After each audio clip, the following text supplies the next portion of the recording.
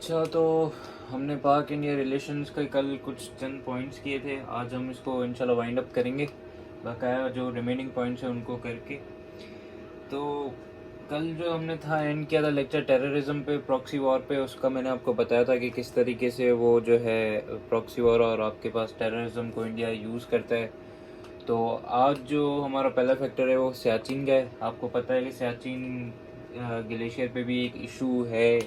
तो ये इशू कब स्टार्ट हुआ था, कैसे हुआ था, क्या था सारा सिनेरियो, वो हम आज डिस्कस करेंगे। देखिए, सियाचिन का जो इशू था वो पहले तो ये था कि ये जो इशू था ना, ये 1980s में स्टार्ट हुआ था। लिखा हुआ है 1980s में ये इशू इंडिया और पाकिस्तान के बीच में स्टार्ट हुआ था।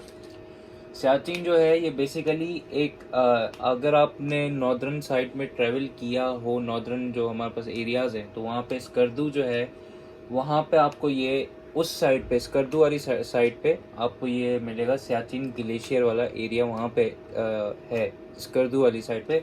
इस स्कर्दू में आपके पास नॉर्थ ईस्ट पार्ट में जो है ये सियाचिन ग्लेशियर आपको मिलेगा, जो कि आपकी एलओसी के बिल्कुल करीब है, लाइन ऑफ कंट्रोल के। वहाँ पे ये सिचुएटेड है, स्कर्दू में, नॉर्थ ईस्ट नियर एलओसी। अब इसका जो इशू ये था कि मैंने आपको बताया कि 1980s में जो था इनके बीच में एक डिस्प्यूट शुरू हुआ था इंडिया और पाकिस्तान के बीच में। ये दोनों, इनके बीच में बेसिकली डिस्प्यूट ये था कि ये इस एरिया को क्लेम करते थे दोनों। अभी करंटली ये सिचुएशन है कि दोनों इस एरिया को क्लेम करते हैं। इंडिया यही क्लेम करता है कि ये हमारा है, पाकिस्तान ये क्लेम करता है कि ये एरिया हमारा है। अब हुआ ये था कि 1980s से पहले ये जो एरिया था सियाचिन का, ये अंडर कंट्रोल था पाकिस्तान के। पाकिस्तान की जो आर्मी थी वो वहाँ पे उनके बेसिस थे, सियाचिन ग्लेशियर पे, वहाँ पे उनके बेसिस थे उस जगह पे। और वहाँ पे वो जो ये जो जगह थी ये पाकिस्तान के अंडर थी, पाकिस्तानी आर्मी की। अब हुआ कुछ ये कि 1980s में जो था वो पाकिस्तान ने इस जगह से जो है अपनी आर्मी को विड्रॉल, वहाँ से उन्होंने विड्रू करवा दिया था बेसिकली आर्मी को। उसका रीज़न ये था कि वहाँ पे जो वेदर कंडीशंस थी वो काफ़ी हार्श थी। हार्श वेदर कंडीशंस के वजह से वहाँ पे जो लिविंग कंडीशंस थी, या क्या वहाँ पे कोई बंदा इतना प्रोबेबली सर्वाइवल के जो चांसेस थे वो कम हो गए थे। तो उस वजह से जो पाकिस्तान आर्मी थी वहाँ से उन्होंने हमने उसको विड्रॉ करवा दिया था 1980s में।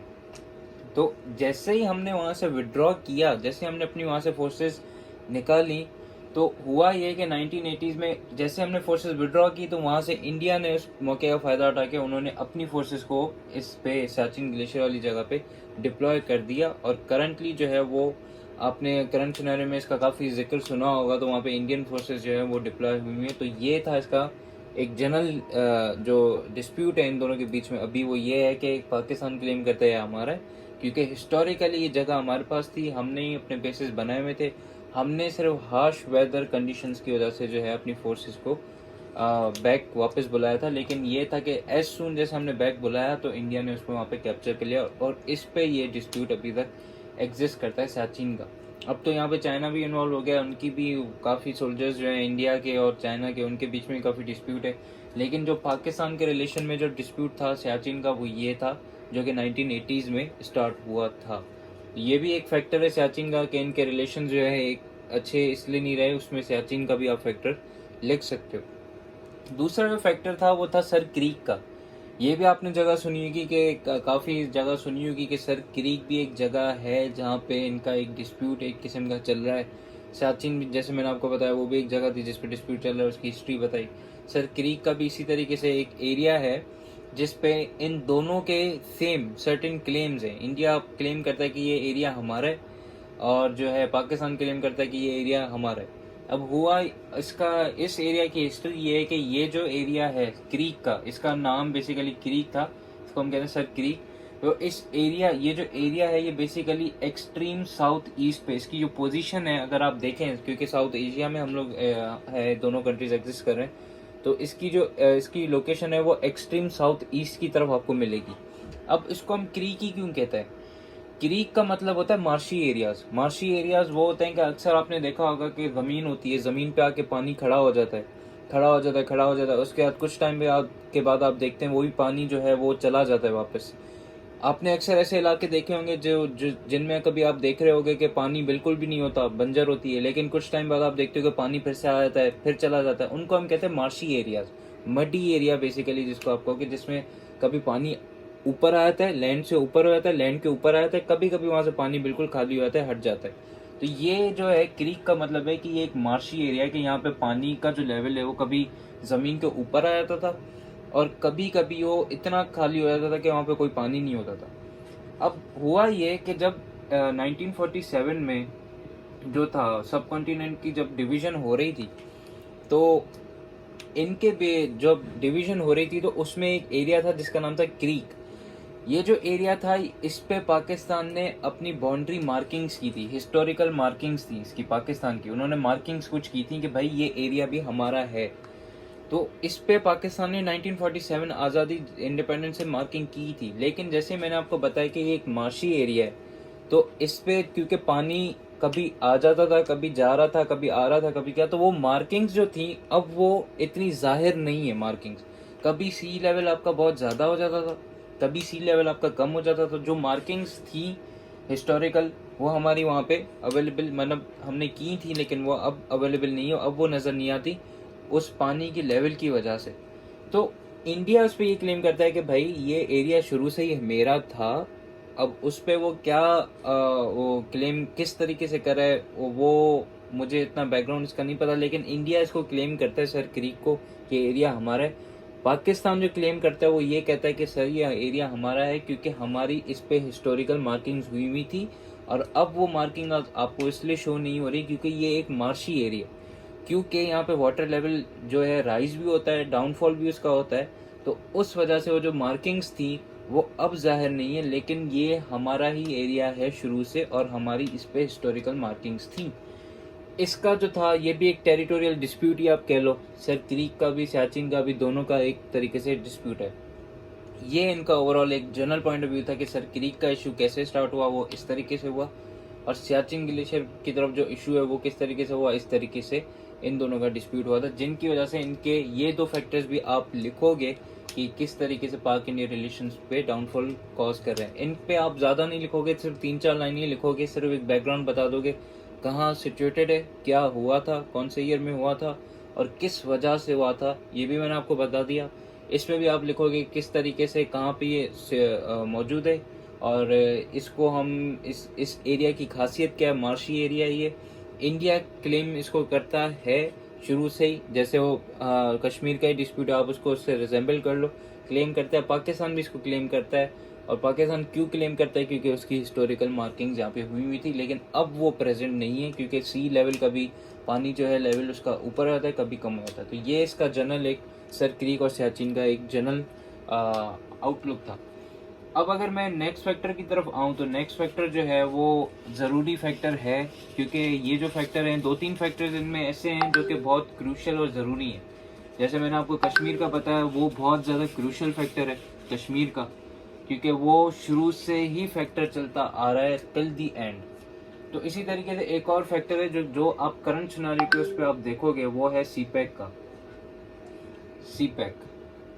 सीपैक की भी वजह से इनके रिलेशंस है पाकिस्तान और इंडिया के, ये भी एक डाउनफॉल फेस करते हैं सीपैक की वजह से। कैसे फेस करते हैं? नंबर वन पॉइंट आप ये लिखोगे कि मैंने आपको शायद ये पॉइंट बताया भी था पाक यूएस रिलेशन में एक जनरल उसमें, कि इंडिया जो है वो सीपैक को अपोज करता है, यूएस तो अपोज करता है, उसका मैंने आपको रीज़न बता दिया था, चाइना की इजाज़त। इंडिया इसलिए अपोज करता है क्योंकि इंडिया ये कहता है नंबर वन कि आपका जो सीपैक का जो रूट है वो कश्मीर से पास होता है, गिलगित बल्तिस्तान कश्मीर जो है उसके एरिया से वहाँ से पास होता है।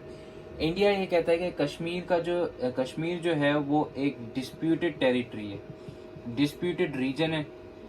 तो इसलिए डिस्प्यूटेड रीजन है, ये किसी के नाम पे नहीं है, ना भी पाकिस्तान के नाम पे ना इंडिया के नाम पे, तो आप इसमें से अपना सीपैक का रूट पास नहीं कर सकते, इसलिए ये इल्लीगल है सीपैक।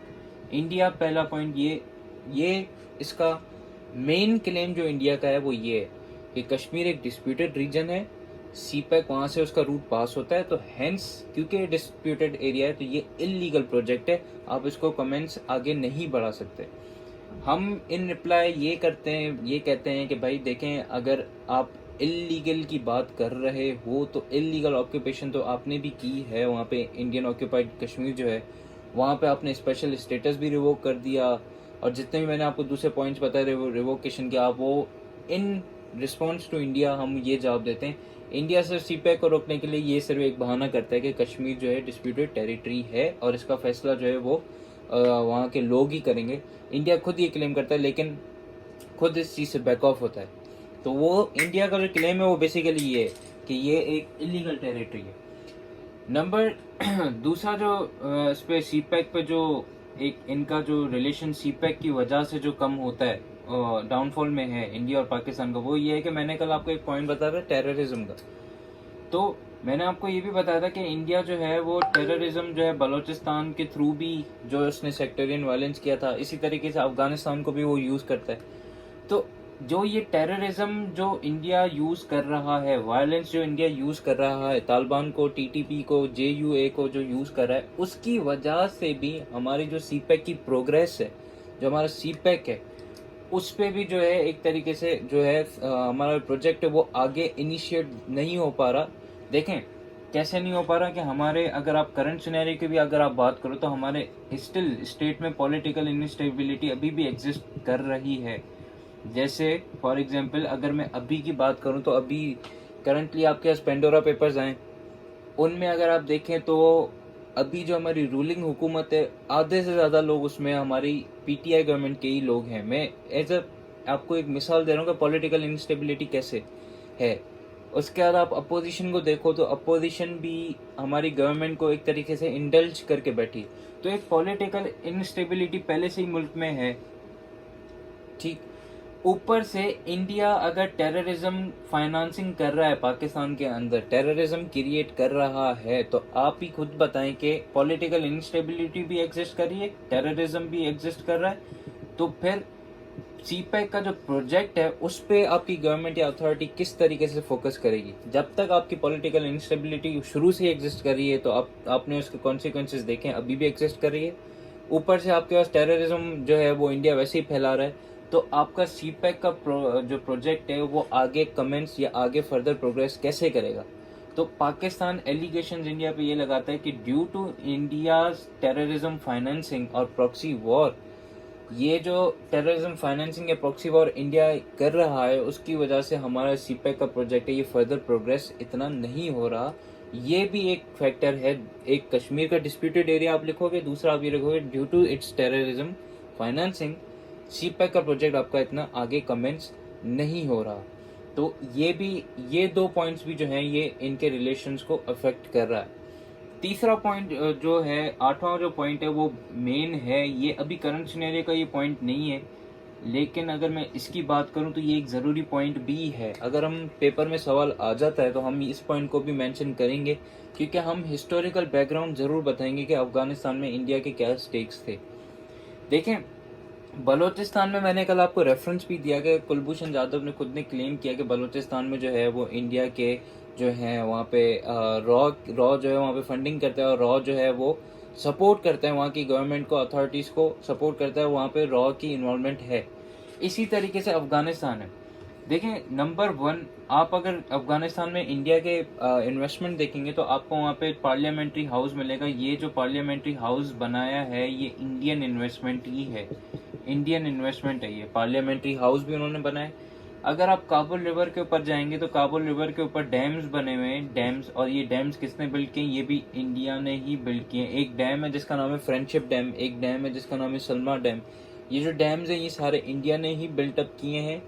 और उसमें से जो फ्रेंडशिप डैम था वो जो था अंडर कंस्ट्रक्शन था, और उसका मेन मोटिव ही ये था कि काबुल रिवर से, क्योंकि पाकिस्तान को भी हिस्सा मिलता है पानी का, तो उस काबुल रिवर से जो पानी पाकिस्तान की तरफ आता था वो उसको रोकने के लिए उन्होंने वहाँ पे एक डैम बनाया था अफगानिस्तान के साथ, और इन्वेस्टमेंट उसमें इंडिया की थी, और उस डैम का नाम था फ्रेंडशिप डैम, जो कि पाकिस्तान का पानी जो था वो कट ऑफ करता काबुल रिवर से। लेकिन अनफॉर्चुनेटली ये है कि क्योंकि अब करंट सिनेरियो में जो है वो अफगान गवर्नमेंट जो थी अशरफ गनी साहब की वो चली गई, अब तालिबान की गवर्नमेंट है, तो अब इनके जो ये स्टेक्स हैं यहाँ पे अफगानिस्तान में ये कम्प्लीटली ख़त्म हो गए। अब हम फ्यूचर में ही देखेंगे कि अब क्या इनके स्टेक्स हैं क्या नहीं है, वो हमें आगे ही पता चला है। लेकिन हिस्टोरिकली अगर आप देखो तो इन्होंने अफगानिस्तान सॉइल को भी यूज़ करके पाकिस्तान को डैमेज देने की कोशिश की है, एक सिक्योरिटी थ्रेट था। इस पॉलिसी को आप कहते हो सैंडविच पॉलिसी। सैंडविच पॉलिसी कैसे कि एक तरफ आपका ये पाकिस्तान है, एक तरफ आपके पास यहाँ पे अफगानिस्तान बैठा है, दूसरी तरफ जो है आपका नेबर जो है वो इंडिया है। सैंडविच पॉलिसी है कि इंडिया अफगानिस्तान की सॉइल को भी यूज करके आपके पास प्रॉक्सी वॉर करवा रहा है, और इंडिया से वैसे ही हमारी जो है वो जंग तो है, वॉर एक तरीके से, एक हम वॉर की स्टेट में शुरू से इनके साथ हैं। तो आपके पास ये समझे एक सैंडविच स्टेट या सैंडविच पॉलिसी शुरू से ही एक इंडिया ने आपके साथ रखी है कि यहाँ से भी आपको अफगानिस्तान की तरफ से भी आपको प्रॉक्सी वॉर की थ्रेट्स हैं, और यहाँ से आपकी वैसे ही इंडिया के साथ वॉर है। तो एक सैंडविच पॉलिसी जो है ये शुरू से ही इंडिया ने हमारे खिलाफ रखी है कि हमें दोनों तरफ से थ्रेट है। तो ये है अफगानिस्तान फैक्टर, जो कि इनके रिलेशन में आप ये भी लिखोगे कि अफगानिस्तान फैक्टर की वजह से किस तरीके से इंडिया जो है वो प्रॉक्सी वॉर स्प्रेड कर रहा है, और कौन सी पॉलिसी है, सैंडविच पॉलिसी। और अगर आपको एग्जाम्पल या रेफरेंसेस देने तो आप ये भी लिख सकते हो पार्लियामेंट हाउस, वहाँ पे जो है वो इंडिया ने बिल्ड किया था। और डैम्स जो है, 2 डैम, सलमा डैम और फ्रेंडशिप डैम जो था वो जो था काबुल रिवर पे, वो भी इंडिया का ही वहीं पे इन्वेस्टमेंट है, जिसमें उनका मोटिव ये था कि वो पाकिस्तान के पानी को रोक सकें। ये था आपका 8वां पॉइंट। अब जो दूसरा पॉइंट है, जो मैं एक और पॉइंट यहाँ पे मेंशन करूंगा, वो कल्चर पे बेस्ड है कि किस तरीके से ये कल्चरल टाइज जो हैं हमारे दोनों के, इंडिया और पाकिस्तान के बीच में कल्चरल टाइज हैं, वो किस तरीके से अफेक्ट कर रहे हैं इनके रिलेशन को। देखें, कल्चर में अगर मैं बात करूं तो हमारे ऑलमोस्ट जो है अगर हम उनके पास हिंदी है, हमारे पास उर्दू है, तकरीबन सेम मीडियम है, थोड़ा बहुत फ़र्क है। और अगर मैं दूसरी बातें भी करूं तो उनका पहनने का स्टाइल, हर चीज़ ये वो ऑलमोस्ट थोड़ा सा जो है वो सेम है, 50% आप भले लगा लें। अगर मैं कल्चर टाइज के अंदर मज़ीद बात करूं तो अगर आप देखें इस स्टेटिक्स, तो 2012 में इंडिया ने जो है हमारे साथ बायलेटरल बैन लगा दिया था स्पोर्ट्स में। स्पोर्ट्स में इंडिया ने 2012 में बायलेटरल बैन लगाया था हमारे साथ, पाकिस्तान के साथ, कि हम पाकिस्तान के साथ स्पोर्ट्स नहीं खेलेंगे बायलेटरली। जैसे वर्ल्ड कप हो गया है क्या, उसमें सारी टीम्स होती हैं क्या, तो वो तो समझ में आया, लेकिन बायलेटरल आप कभी भी इनका वैसे मैच नहीं देखोगे कि पाकिस्तान का टूर इंडिया में हो रहा है या इंडिया का टूर पाकिस्तान में, कि उनकी टीम्स आ रही हैं, आप ये नहीं देखो। ये 2012 में इंडिया ने इस चीज़ पे बैन लगाया था। ये कल्चर, उसमें आप पहला पॉइंट लिखोगे 2012 में ये बैन इंडिया की तरफ से आया था, हमने नहीं लगाया था, ये इंडिया ने ही किया था। कल्चरल बायकॉट है बेसिकली, ये कल्चर बायकॉट इंडिया की तरफ से हो। दूसरा पॉइंट ये लिखोगे कि 2016 में, अगर आपने बीच में न्यूज़ वगैरह सुनी हो या क्या, तो मतलब बीच में एक रूमर्स, और इस तरीके से रूमर्स तो नहीं, एक न्यूज़ स्प्रेड हुई थी कि इंडिया ने हमारे जितने भी सिंगर्स थे, जितने भी हमारे एक्टर्स थे, आर्टिस्ट थे, सबको उन्होंने, और इवन तो हमारे जो चैनल्स हैं उन सब पे 2016 में इंडिया ने बैन लगा दिया था। और इसी तरीके से जब उन्होंने बैन लगाया तो हमने भी 2016 में सिंगर्स, एक्टर और उनके जो चैनल्स थे, हमने उन पे भी बैन लगाया। एक 2016 में बैन इम्पोज कर दिया था इंडिया ने। ये 2 चीज़ें भी आप एज अ रेफरेंस कल्चर में लिखोगे कि किस तरीके से कल्चरल बायकॉट जो है वो इंडिया हमारे साथ कर रहा है। 2012 में स्पोर्ट्स का बायकॉट किया, 2016 में उन्होंने हमारे singer, actors, even though channels को जो है वो उन्होंने हमारा बैन वहाँ पे कर दिया था। तो एक ये कल्चरल एस्पेक्ट भी है जो आप इस पर लिखोगे, पाक इंडिया रिलेशन को कैसे अफेक्ट कर रहा है। इन सब पॉइंट्स को सिर्फ आपको जहन में बिठाना है। अगर हम 20 पॉइंट्स करें तो अगर उन 20 में से आप 10 या 12 भी लिख के आ जा रहे हो, उन 10-12 में आप 5 to 6 लाइन्स या 4 लाइन्स भी आप लिख रहे हो, तो मैं समझ रहा हूँ इट्स मोर देन इनफ। तो ये आपको पॉइंट्स, मतलब जो है बेसिक जो पॉइंट्स ये आपको पता होने चाहिए। तो कल्चरल टाइज में आप ये लिखोगे, रेफरेंसेस आपको लिखने एनी हाउ, क्योंकि रेफरेंसेस से हमारा आर्ग्यूमेंट जो है वो स्ट्रॉन्ग बनेगा। अब ये जो पॉइंट है ये बहुत ज़्यादा मेन है, इसमें शायद आप लोगों को इतना नहीं पता हो इस चीज़ का। एक है हमारे पास चीज़ होती है LOC, जिसको हम कहते हैं लाइन ऑफ कंट्रोल। एक हमारे पास चीज़ होती है वर्किंग बाउंड्री। आपने शायद वर्किंग बाउंड्री का सुना हो या नहीं सुना हो, मुझे इसका नहीं पता, लेकिन LOC और वर्किंग बाउंड्री, हमारे पास 2 बाउंड्रीज हैं, एग्जिस्ट कर रही हैं। LOC का तो आपको पता होगा कि LOC एक बाउंड्री है जो कि पाकिस्तानी कश्मीरी, जो हमारे पास एरिया है पाकिस्तानी कश्मीर का, पाकिस्तान के पास जो कश्मीर का जो एरिया है, जो हमारे नॉर्दर्न एरियाज हैं बेसिकली, ये कश्मीर, और यहाँ पे जो इंडियन हेल्ड कश्मीर है, IOH, Indian held Kashmir, IHK, मतलब पाकिस्तानी कश्मीर जो हमारे पास है, जो इंडियन कश्मीर है, इनके बीच में ये जो बाउंड्री है, इनके बीच में, इसको हम कहते हैं LOC, simple line of control, इसको हम कहते हैं एलओसी। ये है एलओसी की डेफिनेशन। वर्किंग बाउंड्री की डेफिनेशन नहीं, वो थोड़ी सी अलग है। वर्किंग बाउंड्री की डेफिनेशन ये है कि आपके पास जो है यहाँ पे पाकिस्तानी कश्मीर था, वर्किंग बाउंड्री में आपके पास थोड़ा सा चेंज होगा कि आपके पास यहाँ पे पाकिस्तान है ये, और दूसरी तरफ जो है आपके पास सेम इंडियन हेल्ड कश्मीर है। यहाँ पे आपका सिर्फ पाकिस्तान कश्मीर जो था वो पाकिस्तान का था, वो आपका मीट करा था इंडियन हेल्ड कश्मीर से। वर्किंग बाउंड्री की अगर मैं बात करूँ तो उसमें आपका डायरेक्ट पाकिस्तानी स्टेट कनेक्ट होता है इंडियन हेल्ड कश्मीर से। इस तरीके से समझे इसका मैप कुछ इस तरीके से कि आपका इस साइड पे समझे पाकिस्तान है, या आपका सारा पाकिस्तान है, यहाँ पे थोड़ा सा ये हिस्सा जो है ये हमारा कश्मीर है, पाकिस्तानी हेल्ड कश्मीर, और ये आपका पूरा इंडिया है। ये आपका जो है इस तरीके से समझे, इनकी बाउंड्री पूरी मैच हो रही है यहाँ तक, ये आपका पूरा इंडिया है। अब ये पाकिस्तानी हेल्ड कश्मीर है, और ये समझे ये जो पूरा एरिया है, ये पूरा एरिया यहाँ से लेके यहाँ तक, ये नीचे बाउंड्री तक, ये पूरा इंडियन हेल्ड कश्मीर है। हमारा कश्मीर का जो एरिया है वो कम है एज कम्पेयर टू इंडिया, तो हमारा एरिया यहाँ से स्टार्ट होकर यहाँ पे ख़त्म हो रहा है। तो पाकिस्तानी कश्मीर और इंडियन कश्मीर के बीच में ये बाउंड्री, इसको हम कहते हैं LOC.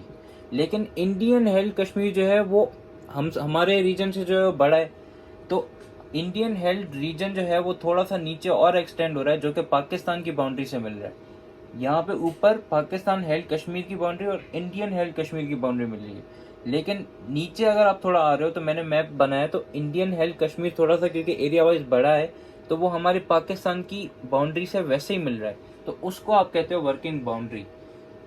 Local boundary Pakistani Kashmir और इंडियन हेल्ड कश्मीर दोनों की बाउंड्रीज मिक्स हो तो उसको एलओसी कहते हैं, ठीक है। वर्किंग बाउंड्री जो है वो पाकिस्तान की boundary plus the Indian held Kashmir की बाउंड्री, इसको हम कहते हैं वर्किंग बाउंड्री।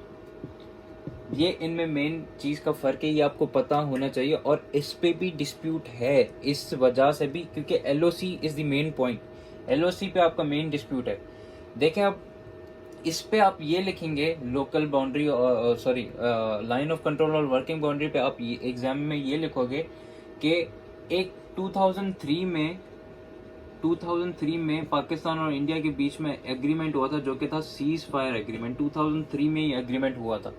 अब इस एग्रीमेंट के मुताबिक ये डिसाइड हुआ था कि भाई पाकिस्तान और इंडिया जो है लोकल बाउंड्री और सॉरी लाइन ऑफ कंट्रोल और वर्किंग बाउंड्री दोनों में इनके बीच में सीज फायर होगा, कोई भी वायलेशन या फायरिंग नहीं होगी, ये इनके बीच में डिसाइड। लेकिन आज तक इस सीज फायर एग्रीमेंट की वायलेशन इंडिया ने कोई बहुत डजन्स ऑफ टाइम में इसने वायलेशन इसकी की है। 2003 में ये हुआ था, लेकिन बहुत ज़्यादा वायलेशन है। इसकी एक रिसेंट एग्जाम्पल, रिसेंटली जो भी एक वाकया हुआ था जो कि आपको कोट करना लाजमी है, वो ये हुआ था कि आपने अगर 2020 की दिसंबर में अगर आपने न्यूज़ देखी हो तो उसमें एक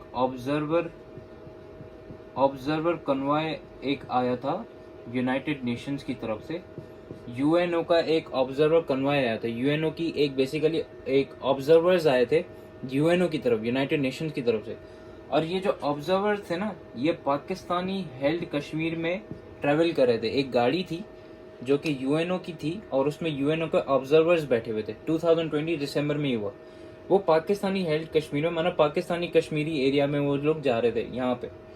तो वो यहाँ पे बेसिकली आए इसलिए थे कि ऑब्जर्व करने के जो भी सीज फायर एग्रीमेंट के मुताबिक किसने वायलेशन की, इंडिया ने पाकिस्तान ने। और वो विजिट पे आए थे, और वो विजिट करने आए थे इंजर्ड लोगों को, इंजर्ड जो लोग इंजर्ड थे, जिन लोगों को गोलियां लगी थी एलओसी पे, जो लोग इंजर्ड थे, ये ऑब्जर्वर उनको विजिट करने आए थे, उनसे पूछताछ करने आए थे, उनसे मालूमात लेने आए थे कि कैसे हुआ। तो इंडिया ने क्या किया कि जब ये ऑब्जर्वर्स हमारे पाकिस्तानी कश्मीर में ही थे, गाड़ी में ट्रैवल कर रहे थे, तो इंडिया की तरफ से ही फायरिंग इन्होंने इस पे ऑब्जर्वर कन्वॉय पे 2020 में इन्होंने यूएनओ के ऊपर ही इन्होंने ऑब्जर्वर्स पे उन्होंने फायरिंग कर दी थी, जबकि वो हमारे एरिया के अंडर थे। तो ये एग्जाम्पल भी वेरी इंपॉर्टेंट, ये आपको लिखना है कि एलओसी और वर्किंग बाउंड्री में किस तरीके से इनके बीच में जो है एक तरीके से डिस्प्यूट है कि 2003 के सीज फायर एग्रीमेंट को इंडिया ने डजन ऑफ टाइम उसको जो है वायोलेट किया है। और उसका जो रिसेंट एग्जांपल है वो 2020 का आप लिखोगे कि ऑब्जर्वर कन्वॉय आया था यूनाइटेड नेशंस का, और उस पे भी इंडिया की तरफ से फायरिंग हुई थी, अटैक हुआ था। ये 2020 पे अगर आप सर्च करोगे 2020 दिसंबर यूएनओ ऑब्जर्वर कन्वॉय जिस पे इंडिया ने अटैक किया था, ये भी आप इसमें लोकल बाउंड्री और वर्किंग बाउंड्री में लिखोगे कि किस तरीके से इनके बीच में डिस्प्यूट है। और इस एग्जाम्पल से प्रूव होता है कि इंडिया ही सीज फायर को वायलेट कर रहा है, पाकिस्तान नहीं कर रहा। तो ये भी एक local boundary line of control and working boundary जो है ये पाक इंडिया रिलेशंस को किस तरीके से अफेक्ट करी है, ये भी एक बड़ा मेजर जो है फैक्टर इसका है। उसके बाद दूसरे कुछ फैक्टर्स हैं, चंद फैक्टर्स हैं, उस पर अगर मैं बात करूं तो वो मैं आपको ऑलरेडी एक्सप्लेन कर चुका हूं, और लेकिन वो ज़रूरी फैक्टर्स हैं, वो भी ज़रूरी फैक्टर्स हैं, वो भी आपके पेपर में आप लिखेंगे क्योंकि वो सब्सटेंशिएट कर रहे हैं। एक मैंने आपको फैक्टर, ये मैं फिर से रिपीट करूँ दोनों फैक्टर्स, एक मैंने आपको फैक्टर बताया था कि यूनाइटेड नेशन सिक्योरिटी काउंसिल का मैंने आपको फैक्टर बताया, फैक्टर नंबर 11 मैंने आपको ये बताया था, पाक इंडिया रिलेशंस में भी शायद मैंने आपको बताया था, ये मैंने आपको कश्मीर इशू में भी बताया था। यूनाइटेड नेशन सिक्योरिटी काउंसिल एक इंटरनेशनल फोरम है जो कि यूएनओ का हिस्सा है, हमने यूएनओ पढ़ा है, आपको पता है।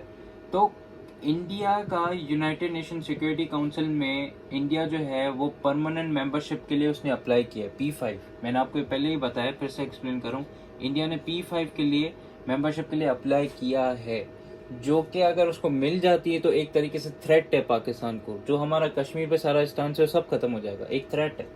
इंडिया ने उसके लिए अप्लाई किया, पाकिस्तान ने उसकी रिटेलिएशन में, उसके जवाब में उन्होंने एक क्लब बनाया, पाकिस्तान ने एक क्लब बनाया जिसका नाम है कॉफ़ी क्लब, या आप उसको G77 भी कहते हो। ये कॉफ़ी क्लब या G77 क्लब, पाकिस्तान इसका फाउंडर है, one of the founder Pakistan है। और इंडिया का जो क्लेम है यूनाइटेड नेशन सिक्योरिटी काउंसिल में वो ये है कि उसको P5 की मेंबरशिप चाहिए। उसको रिटेलिएट करने के लिए पाकिस्तान ने ये कॉफ़ी क्लब और G77 बनाया है, जिसका मोटिव ये है कि इसमें ये क्लब ये कहता है, इसका मोटिव ये है कि हम आप जो है P5 जो कंट्रीज़ हैं उनकी एक्सपेंशन आप नहीं करोगे। जैसे एक मैनिफेस्टो होता है ना, फॉर एग्जांपल कोई प्रोटेस्ट होता है तो आप पूछते हो प्रोटेस्टर्स से कि भाई आप प्रोटेस्ट क्यों कर रहे हो, तो वो एक आपको वो बताते हैं कि भाई हम प्रोटेस्ट इसलिए करेंगे क्योंकि हमारी ये डिमांड्स पूरी होनी चाहिए। तो कॉफ़ी क्लब जो था ये इंडिया के ही जवाब के उसमें बना था, इंडिया को जवाब देने के लिए कि जो इंडिया ये चाह रहा है कि मुझे P5 में सीट मिले, P5 जो है वो P5 की जगह P6 हो जाए, क्योंकि इंडिया भी आना चाह रहा है।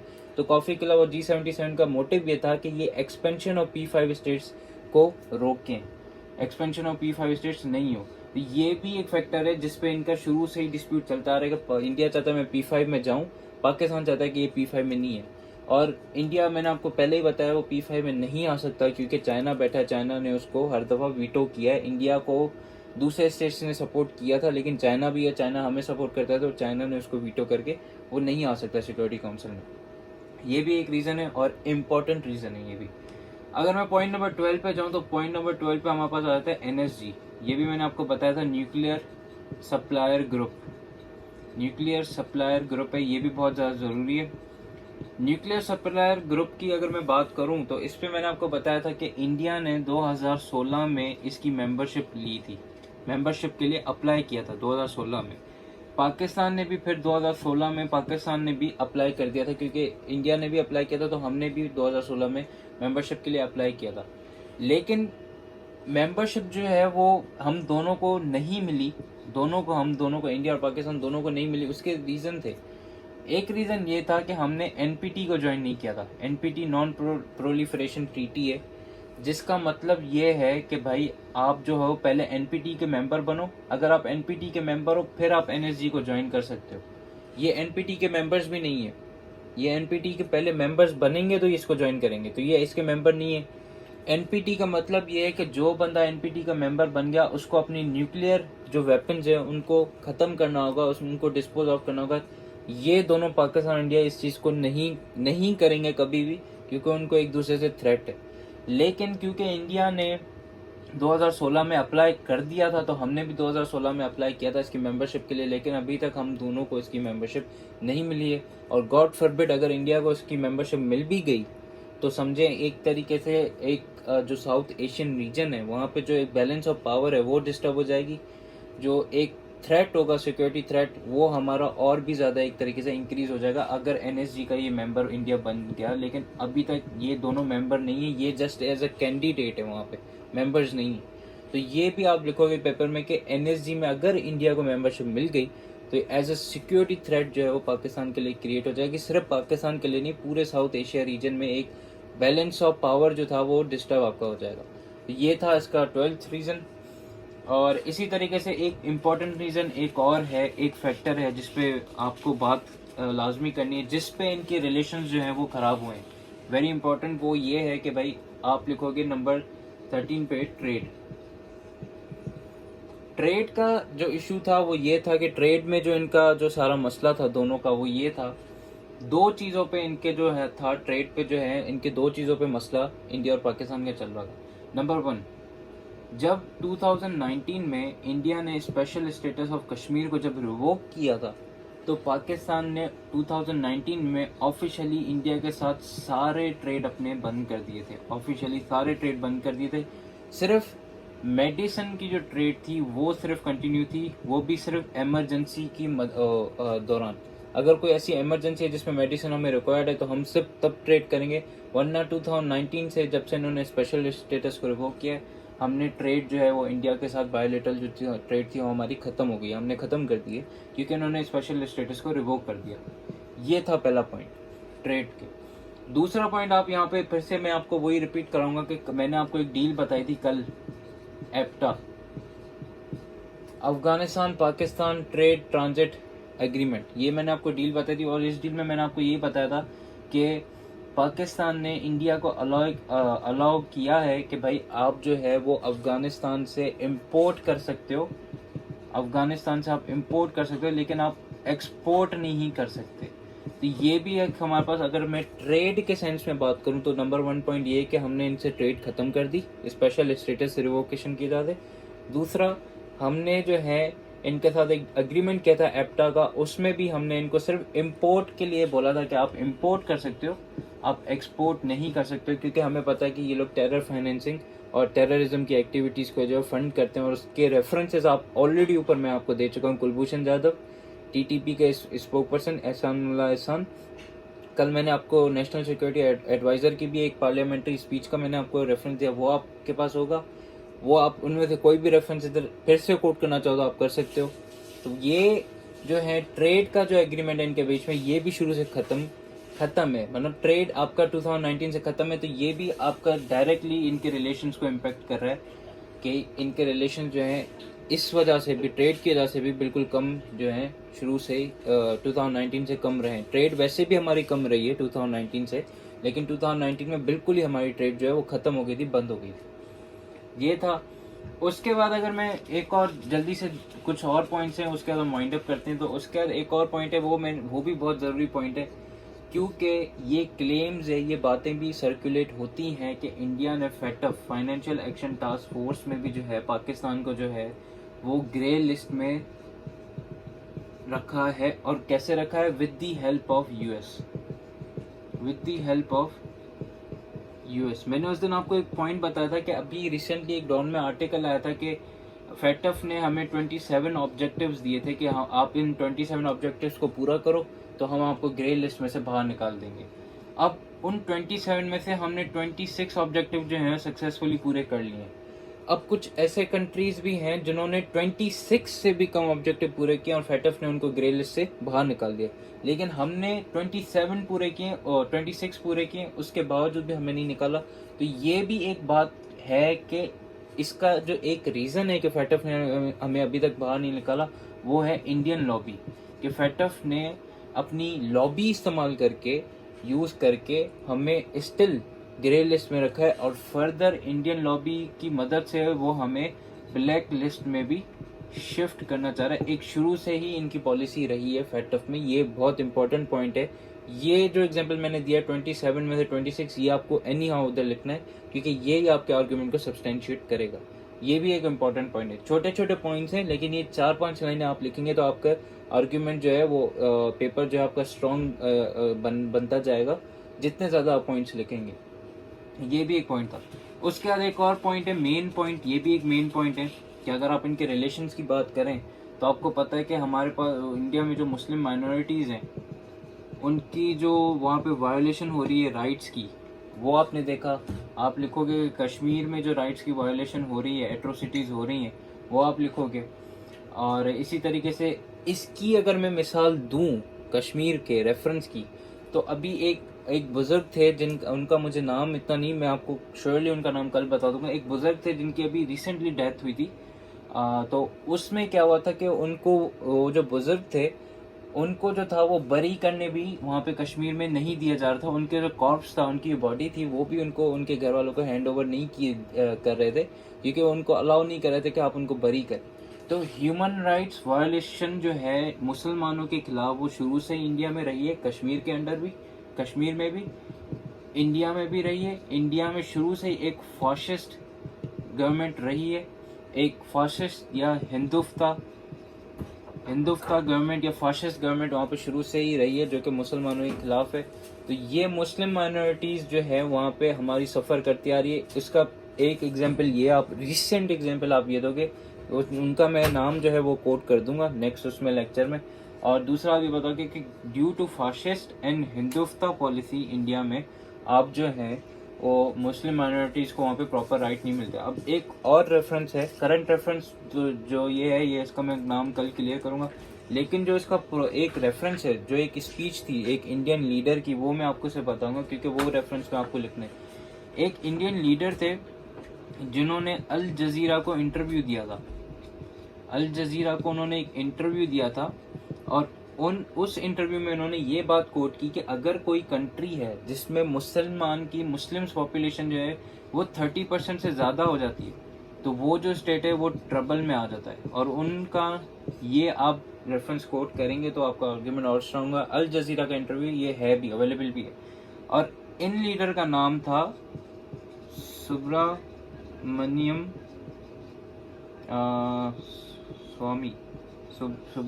स्वामी। ये थे लीडर है इंडियन, और उन्होंने ये इंटरव्यू दिया था। उन्होंने कहा था कि अगर 30% से ज़्यादा पॉपुलेशन हो जाए मुसलमानों की तो ये एक ट्रबल है। तो उन्होंने इसी बात पे फर्दर ये बोला था कि मुसलमानों को जितनी जल्दी निकाला जाए उतना ही अच्छा है। तो ये है मुस्लिम माइनॉरिटीज़ पे आप ये बात आगे जो है ये आप लिखोगे। और अगर फर्दर में कोई पॉइंट मुझे आ जाता है लास्ट, अगर मैं लास्ट कोई पॉइंट कोई और देखें तो एक लास्ट पॉइंट है, वो भी ज़रूरी है, उसके बाद हम इस टॉपिक को एंड करेंगे। लास्ट पॉइंट है वो है डिप्लोमेसी। लास्ट पॉइंट है आपकी डिप्लोमेसी।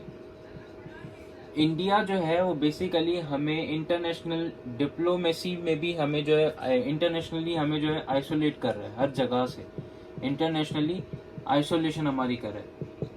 अब वो कैसे कर रहा है उसका भी रेफरेंस है जो कि आप लोग कोट करेंगे। एक नेटवर्क है जिसका नाम है डिस इन्फो लैब, जो कि 2005 से वर्क कर रहा है।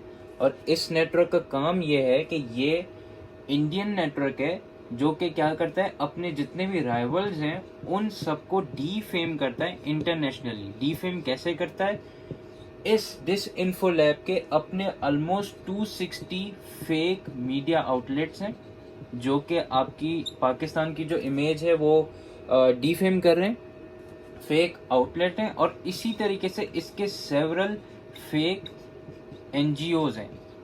अगर आपको इसका रेफरेंस चाहिए तो इसका रेफरेंस ये है कि 2020 में दिसंबर में ये डिस इन्फो लैब जो है इसका जो था इसको क्लियर और डग आउट किया गया था इंटेलिजेंस की मदद से, और ये बात प्रूफ हुई थी 2020 दिसंबर में। ये आपको रेफरेंस जो है गूगल पे इजीली मिल जाएगा, इसका आर्टिकल भी अवेलेबल है डॉन में। तो डिप्लोमेसी की अगर मैं बात करूं तो इंटरनेशनली जो है डिप्लोमेसी में भी इंडिया हमें आइसोलेट कर रहा है। कैसे कर रहा है, डिस इन्फो लैब की मदद से।